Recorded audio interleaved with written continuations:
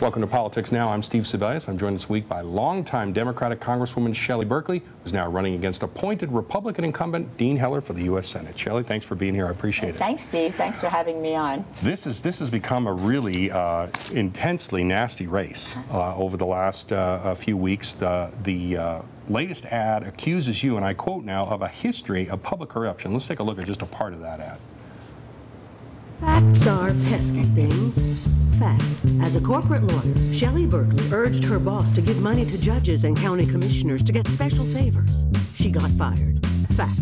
In Congress, the bipartisan House Ethics Committee has voted unanimously to investigate Berkley for using her office for personal gain.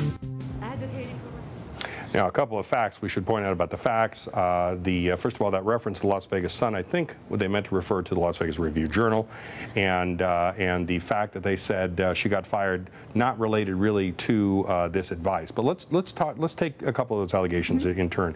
The first one, the advice that you gave Sheldon Adelson to contribute to the campaigns of judges to hire the relatives of county commissioners. Now, it seems to me that was good political advice, wasn't it? And he's taking it now. Well, what he's doing now is, of course, up to Sheldon. Look, these allegations are well over 15 years old. My relationship with Sheldon ended 15 years ago. Right. The people of Nevada, certainly Southern Nevada, my congressional district, know me well. They've determined for themselves the truth and veracity of those charges. I've been elected and re-elected 7 times, and I would imagine that bringing these back up is only a way of deflecting from what the real issues are in this election. Who's going to stand up for middle-income families? Who is going to help create jobs right here in Nevada that can't be shipped overseas? Who's helping to protect older Americans when it comes to their Medicare? As you know, my opponent wants to turn Medicare into a voucher system controlled by the private insurance companies, wants to privatize Social Security. I believe in standing up for Medicare, standing up for Social Security, and standing up with my veterans. And those are the issues that I think the people of Nevada are going to ultimately decide this election on. Sure, and we should point out these allegations did come during your very first run for Congress. Yes. Back in 1998, you were elected in that election and all the subsequent elections. These aren't allegations. You did not deny these at the time. This was just part of that race. People knew about them, and you campaigned. But you've never denied these things. You know, it's not a matter of denying or confirming.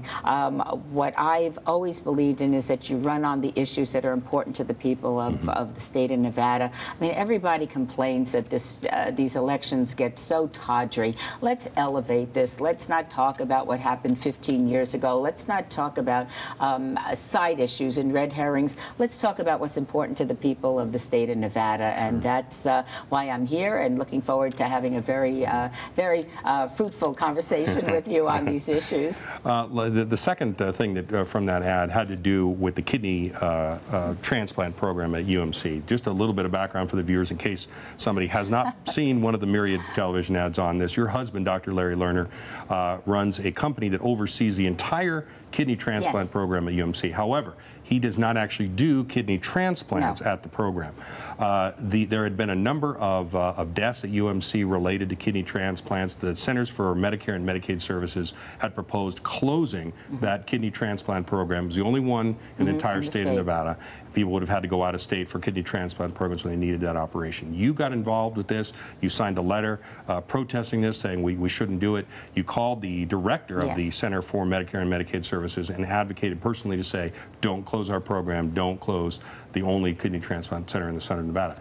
Now, I guess the first question was your intervention necessary for that, or you had Harry Reid, the rest of the delegation on there? If Shelley Berkley had not been involved, it's very likely that program would still have been saved, and you would have avoided, years later, being subjected to ethics allegations. Well, it's not my job as a congresswoman representing the state of Nevada to avoid controversy. I joined with the delegation, signed the letter that you just mentioned, advocated to keep that kidney transplant program open. There were 200 people waiting on a waiting list, waiting to have a kidney transplant at UMC. It needed to be saved, and I would have been derelict in my duty if I would have left that to somebody else. So it's The rest of the delegation joined me. I think it was important to save it. And let us keep in mind, if you need a kidney transplant and you have to go out of state, first of all, the cost might be prohibitive for you. You may not be able to take your family with you, and during those very sensitive operations, life and death operations, there's a possibility that you might be all alone, or you can't afford to go out of state, or your loved ones can't join you. It was worth saving the only kidney transplant program in the entire state of Nevada. We did it as a delegation. As you have quite rightly reported on, there was no connection between my husband's overseeing the kidney care at UMC and whether or not the transplant program remained open or not. And right. There was no financial advantage. No financial advantage. Yeah. And okay. I think it was completely appropriate to do what was in the best interest of the people I represent. Okay, we'll talk a little bit more about this when we come back. When we left, we were talking about the kidney transplant program at UMC. Let me ask you this. Before you advocated on that, and also before you advocated on the issue of Medicare reimbursements specifically for kidney transplants or kidney dialysis, did you contact the House Ethics Office and ask them, is it appropriate, is it okay if I do this? The House Ethics Manual says that's something Congress people are encouraged to do.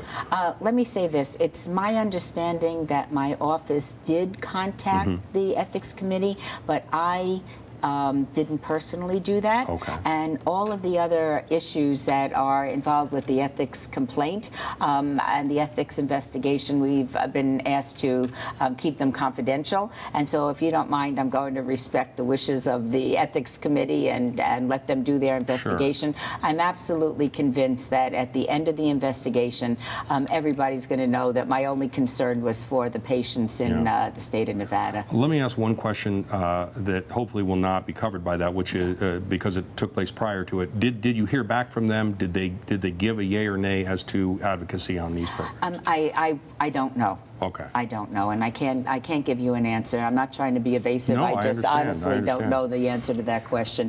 A lot of people don't realize that it is permissible for a member of Congress to vote on something, even if that vote would actually help them financially, so long as no person is affected very specifically. In other words, you can vote on Medicare reimbursements that benefit your husband as long as all kidney doctors are benefited equally, and you've done that. That's exactly correct. Look, my husband saves lives for a living. He's a very well-respected kidney doctor in the state, and there was never anything that specifically would benefit him, obviously.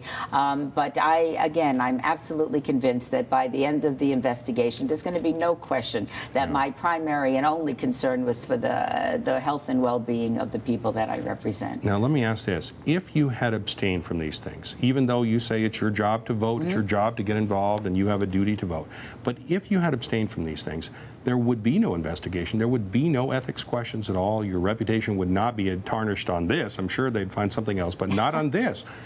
Wouldn't the better course of valor be simply to have abstained on all these things? Look, I either sponsored or co-sponsored 114 pieces of health-related legislation, everything from osteoporosis to breast cancer, lung disease, heart disease, and out of the 114 pieces of legislation, 8 of them are kidney-related. My record is almost identical with my opponents when it comes to supporting reimbursement for Medicare. Now, we have a healthcare crisis in this country, and what I don't want to happen is to have doctors no longer treating Medicare patients because the reimbursement is so low. And so that it doesn't matter if it's kidneys or if it's heart disease or if it's cancer. The fact of the matter is that we have a crisis. We try to address the crisis. Patients need to have access to healthcare in this country. You take doctors out of the equation, who's going to take care of these patients that need to access the Medicare system and need to have doctors that are willing to take Medicare patients? That was my sole concern, and I think it's an appropriate concern for somebody that in Congress was representing one of the fastest growing senior populations in the United States. Recently, we had Congresswoman Shelley Berkley on the show, and her appearance created a bit of a media stir. Why? A shifting answer on the question of whether she gave any thought to casting votes, making phone calls, or signing letters that had the potential to benefit her husband, kidney doctor Larry Lerner. Specifically, Berkley voted and advocated against reducing Medicare reimbursements for kidney dialysis, which kept her husband from taking a pay cut when seeing patients in the government program. House rules say that's okay, so long as Dr. Lerner benefited no more or less than any other kidney doctor, and he did not. Also, Berkley signed a letter and made a personal phone call to save the Kidney Transplant Center at UMC from closing. The hospital's kidney program is overseen by Dr. Lerner's practice, although he wouldn't have received less money on that contract had the program been closed. So I asked Berkley a question. Did she get the okay before doing all of that? Here's our exchange. Let me ask you this. Before you advocated on that, and also before you advocated on the issue of Medicare reimbursements for, specifically for kidney transplants or kidney dialysis, did you contact the House Ethics Office and ask them, is it appropriate, is it okay if I do this? The House Ethics Manual says that's something Congress people are encouraged to do. Let me say this. It's my understanding that my office did contact the Ethics Committee, but I didn't personally do that. Okay. And all of the other issues that are involved with the ethics complaint and the ethics investigation, we've been asked to keep them confidential. And so if you don't mind, I'm going to respect the wishes of the Ethics Committee and let them do their investigation. Sure. I'm absolutely convinced that at the end of the investigation, everybody's going to know that my only concern was for the patients in the state of Nevada. Let me ask one question that hopefully will not be covered by that, which is because it took place prior to it. Did you hear back from them? Did they give a yay or nay as to advocacy on these programs? I don't know. Okay. I don't know, and I can't give you an answer. I'm not trying to be evasive. No, I just honestly don't understand. know the answer to that question. That answer was a surprise, if for no other reason than Berkley had given a different answer on another interview program. Take a look at a June exchange from Face to Face with John Ralston. You know, this could affect Larry. Larry might be. I wasn't thinking about the politics of it, and I wasn't worrying about the politics. This is the financial benefit side of it. It did not occur to me. My only concern was to provide good health care in the state of Nevada for the people that live here. That's it.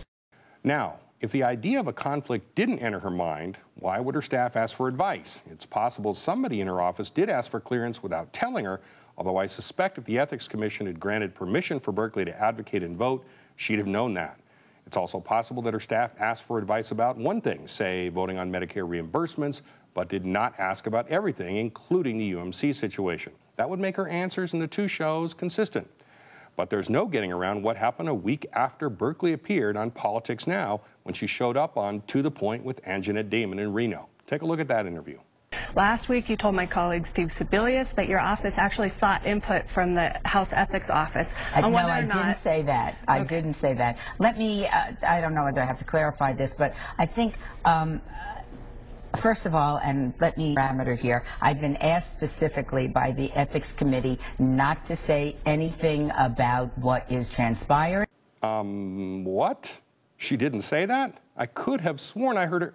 Let's go to the instant replay on that. Let me say this. It's my understanding that my office did contact the Ethics Committee, but I didn't personally do that.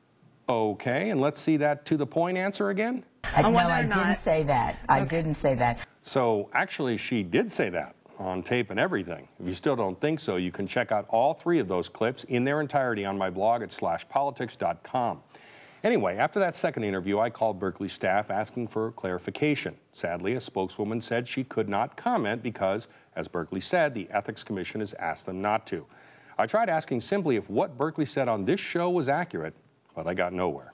Which is too bad, really, because now I am really, really curious. The I-Team's Nathan Baca went to University Medical Center to find out how about the Medicare debate affects not only seniors, but also some of the truths that can be found in these ads. Well, you can't hear a political speech from either Democrats or Republicans these days without hearing just how much their party will be the ones that'll save Medicare. But to the doctors and professionals at UMC, how taxpayers pay for Medicare greatly affects how much they can take care of sick and injured senior citizens. Berkeley voted to cut Medicare spending. They plan to vote to end Medicare. Medicare for seniors is in for a lot of changes after Election Day, whether you listen to the political ads or not. Medicare. Medicare. Medicare. The one person in Las Vegas watching those changes with the most caution, University Medical Center's CEO, Brian Brandman. He rose up the ranks running Navy medical centers. Brandman believes Nevada needs to have an honest debate about how this community pays for medical care. How do you justify that, you know, we've got folks with just tremendous excess wealth. I mean, you're driving around a $200,000 car and you're offended that we're trying to spend a little bit of money to keep somebody at a basic standard of living? Democrats support moving money out of the Medicare Advantage program. It's a move several political ads target. $1 trillion. That's how much Shelley Berkeley voted to cut from Medicare. But Brandman believes that money never helped patients as much as it helped insurance company profits. There's a great incentive for the insurance companies who are sort of the underwriters of this to negotiate better reimbursement rates from their behalf. Medicare reforms for Medicare. Hardly a day passes with a politician not making sweeping claims about Medicare. We're going to reform and strengthen Medicare for the long haul the right way by reducing the cost of health care, not by shifting it on to seniors. You're going to have this decision made on your behalf by some government bureaucrat as to whether or not you can receive the treatment that you deserve or that you need. So that's un-American as far as I'm concerned, and that's why I believe this legislation should be repealed and replaced with free market ideas. But Brandman believes some of what's being said is scaring people more than informing them. You've got a group of healthcare professionals, folks who are experienced in the delivery of care, that are really measuring, you know, what is the care you intend to provide against what does the evidence say? What are the industry standards in the care? So it's not really all the characterization of the death panel where you've got somebody sitting down deciding, okay, Brian Brandman, you need a liver transplant, sorry. Perhaps more alarming for UMC, they see no clear long-term plan that fixes Medicare without finding more federal money or cutting benefits. To the extent that you're reimbursing me less than cost or right at the margin, then it makes it difficult for us to offset the care we provide to people who don't pay us at all. Carl Rowe's nonprofit group Crossroads GPS has certainly got Shelley Berkeley right in their sights. Berkeley's challenging Senator Dean Heller for his seat, and it's clear one of the key attacks in this cycle is going to be over taxes and the economy. Take a look. Nevada's in a hole. Unemployment's the worst in the country, housing too. And what's Shelley Berkeley been doing in Washington? Voting for tax hikes that would make it worse, even the largest tax increase in history. Well, that first bill identified in the ad that you saw there was a Democratic budget bill passed before the recession began and under the administration of George W. Bush. While Berkeley did vote for that budget, that vote did not cause the recession. And that line about the largest tax increase in American history, that was a bill that would have allowed the George W. Bush tax cuts to expire in 2010. Some cuts, such as a child's tax credit, would have continued. Now, the ad goes on to criticize Berkeley for voting for a new energy tax, but that's a reference to a cap-and-trade bill. The idea for cap-and-trade actually originated with the Republicans. It's a market-oriented way of dealing with harmful emissions from power plants. Now, only plants that exceed their limits would have to pay assessments. The ad doesn't highlight other relevant Berkeley votes, including votes for the Recovery Act. That's credited with saving jobs at Caesars Entertainment, or votes extending unemployment benefits, or rules that require Congress to pay for new programs with cuts or new taxes. It's the new rule in politics. You attack your opponent where he's strongest, and you turn that strength into a liability. And that's what President Obama seems to be doing in a pair of new ads. He's attacking Romney's tenure as governor of Massachusetts over job losses and increased debt. Take a look. So now, when Mitt Romney talks about what he'd do as president, I know what it takes to create jobs. Remember, we've heard it all before. I know how jobs are created. Romney economics. It didn't work then, and it won't work now. And that's just one. In a second ad, Obama features quotes from Republican primary rivals Rick Perry, Rick Santorum, and Newt Gingrich, also attacking his record of job creation in Massachusetts. That comes on the heels of attacks from Obama surrogates and the president himself on Romney for his record at Bain Capital, where in some cases Romney's work resulted in workers losing their jobs. Not only that, but the liberal website Think Progress recently rapped Romney on jobs, and a link to that piece was helpfully sent out today by Nevada's Democrats. The Romney campaign takes issue with the numbers, saying the unemployment rate in the Bay State fell during Romney's tenure to 4.7%, and it cites economists who blame the state's tough times and the end of the internet bubble. In any case, Obama's strategy is clear. Undermine Romney's #1 argument, which is that his experience in business and government make him the perfect person to help an ailing economy. By alleging Romney didn't do that in Massachusetts or at Bain, the Obama campaign brings the fight to Romney without having to discuss the lackluster progress in job growth during the president's first term. Oh, this is an ultra-tight race, and Shelley Berkley can't afford to ignore even a single attack. Instead, she's trying to defend herself against allegations she used her office to benefit her husband, while at the same time trying to discredit Heller. Take a look. How about the truth, Dean Heller? The complaint against Shelley Berkley was filed by the Republican Party. Dean Heller's actually attacking Berkley for trying to stop cuts to Medicare coverage for hundreds of thousands of patients nationwide. Now, the initial complaint against Berkley was filed by the Nevada Republican Party, but it was vetted first by the Office of Congressional Ethics and then by the bipartisan House Ethics Committee, which voted unanimously to conduct a full investigation. So you can't imply this is a partisan exercise. As for cuts to Medicare, Berkley stands accused of using her influence with fellow members of Congress to prevent cuts in reimbursements to doctors, including her husband. By that advocacy, Berkley did help her husband, although congressional rules say that's allowed so long as legislation applies equally to all doctors across the board. But Berkley didn't stop there. Here's a second ad. April 15th. Congressman Dean Heller votes for a plan to essentially end Medicare, increasing premiums over $6,000 and putting insurance company bureaucrats in charge of care. May 25th. After being appointed to the Senate, Heller again votes for the plan. He even says he's proud to be the only person to vote twice to end Medicare.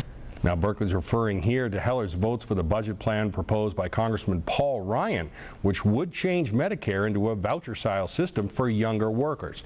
Heller's camp cites a review by the website PolitiFact calling that charge the lie of the year. But PolitiFact actually said it's not inaccurate to say the Ryan budget plan would end Medicare as we know it.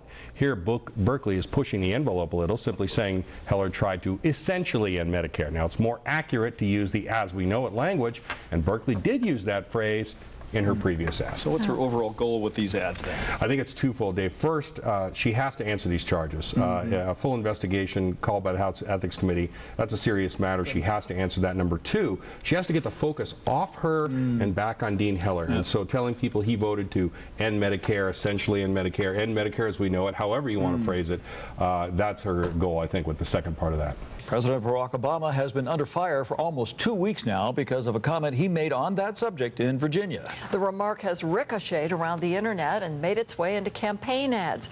But what did the president really say? The I-Team's political analyst, Steve Sebelius, is here to tell us.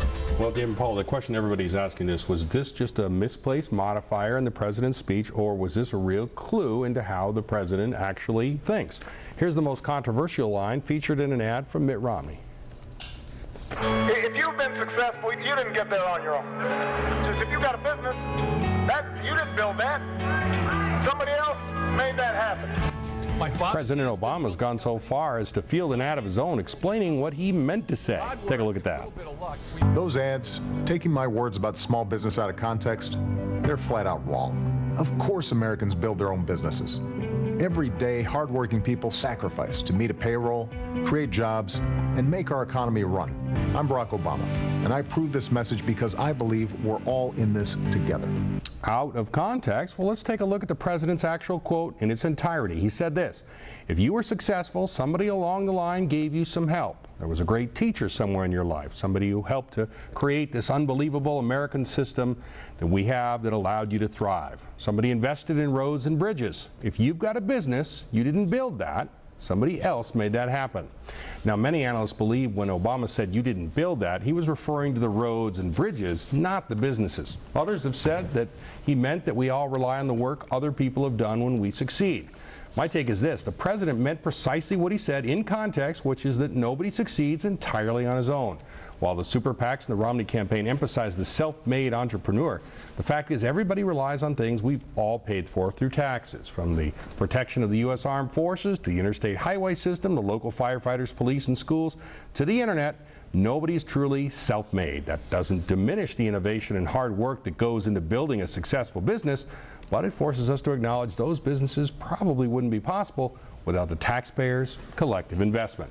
Now, that may be tough to convey in a political campaign when your opponent is looking to capitalize on every mistake, but it doesn't make it any less true. There's no love lost between Republican Senator Dean Heller and his Democratic opponent, Congresswoman Shelley Berkley. Yeah, but things heated up today as Berkley released an ad questioning Heller's ethics. Yeah, Team Steve Sebelius has the story on that, Steve. Well, Paul and Dave, if you ask Dean Heller tonight who the most corrupt, most unethical person he's ever met is, he's got an answer for you: Shelley Berkley. Heller really did say that in Washington today after reporters asked him about a new Berkeley ad that seeks to tie him to a man named Eddie Floyd, who spent time in prison after being convicted of drug trafficking and money laundering. But the charges are pretty thin. Heller did describe Floyd as, quote, a good friend, unquote, but Heller was never accused of any wrongdoing in connection with Floyd's case. The Drug Enforcement Administration seized a race car belonging to Floyd's son that Heller helped to build, but that's pretty much it. And the ad comes on the heels of another Berkeley ad that accuses Heller of failing to stop a diamond company from defrauding investors during the years Heller served as Nevada's Secretary of State. Now, while the Secretary of State is empowered to investigate fraud and refer cases to the Attorney General's office, such actions are rare. Ethics have become an issue in the race, especially after the bipartisan House Ethics Committee voted in July to investigate Berkley for voting and advocating on issues that helped her husband's medical practice. Heller and outside groups have pounded Berkley mercilessly on those charges. Berkley's replied she acted only to advance health care for her constituents, that she didn't personally profit, and that her actions were allowable under House ethics rules. But today, things got even more heated. Speaking to reporters in Washington, Heller said this: she's saying that all these people that I know are corrupt and unethical. She's the most corrupt and unethical person that I have met. Now, it makes you wonder what's going to transpire when these two finally meet on the campaign trail. They're scheduled to participate in the Nevada Broadcasters Association debate October 11th, and I'm guessing that's going to be worth watching.